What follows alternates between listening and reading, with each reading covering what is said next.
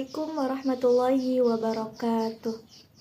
Alhamdulillahirabbil alamin wa bihi nasta'in wa ala umurid dunya waddin wassalatu wassalamu ala asyrafil anbiya'i wal mursalin wa ala alihi wa sahbihi ajma'in amma ba'du.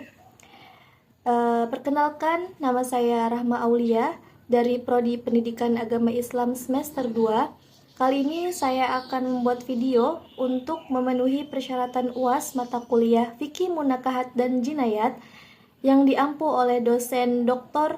Kiai Haji Abdul Hayy Imam MAG, yang kali ini akan membicarakan topik tentang mengapa pencatatan pernikahan itu penting dalam perspektif fikih munakahat dan jinayat. Langsung saja saya akan membahas tentang topik tadi ke video selanjutnya.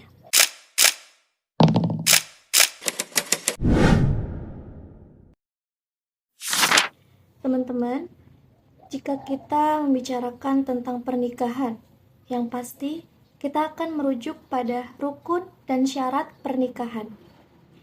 Secara klasik, rukun pernikahan sudah kita ketahui, sudah kita pahami bersama, yaitu yang pertama, adanya mempelai wanita dan laki-laki, kemudian adanya wali, adanya 2 orang saksi, dan ijab dan qabul.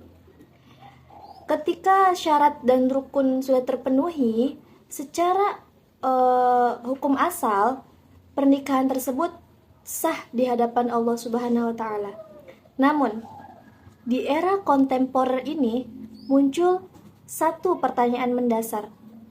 Kan jika kita sudah memenuhi persyaratan dan rukun pernikahan, mengapa kita harus juga membutuhkan pencatatan pernikahan yang resmi oleh negara?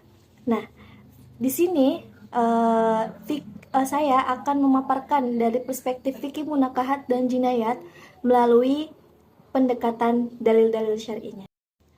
Secara fikih munakahat, pencatatan pernikahan merupakan instrumen sad az-zariyah atau menutup pintu kerusakan dan perwujudan dari maqasidus syariah, khususnya hifzun nasl dan hifzul mal. Pencatatan pernikahan dianalogikan atau dikiaskan dengan perintah Allah Subhanahu wa Ta'ala untuk mencatat setiap transaksi dan perjanjian agar tidak ada perselisihan di kemudian hari. Sebagaimana Allah berfirman dalam Quran surah Al-Baqarah ayat 282 yang artinya, "Wahai orang-orang yang beriman, apabila kamu melakukan hutang piutang untuk waktu yang ditentukan, hendaklah kamu menuliskannya." Jadi dari ayat ini ditegaskan bahwa hutang piutang saja itu diperintahkan untuk dicatat, apalagi tentang janji suci atau akad, karena disebutkan dalam Al-Quran itu mitsaqan ghalidhan, yang artinya perjanjian yang kokoh. Tentu jauh lebih utama untuk dicatat karena demi melindungi hak anak, hak istri, dan pembagian waris atau faraid.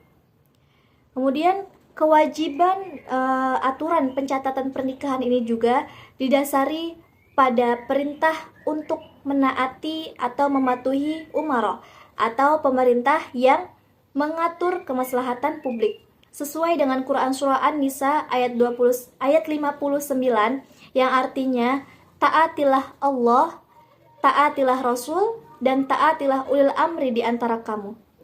Ayat ini menjadi dasar bahwa selama aturan pemerintahan tidak bertentangan dengan syariat Islam dan bertujuan untuk kemaslahatan, maka kita sebagai umat Islam itu dianjurkan untuk mematuhinya. Jadi pencatatan nikah itu bentuk ketaatan kita terhadap aturan yang dibuat demi untuk kemaslahatan masyarakat. Jadi pencatatan pernikahan bukanlah upaya untuk mengubah hukum Islam, melainkan bentuk perlindungan terhadap hak-hak setiap anggota keluarga.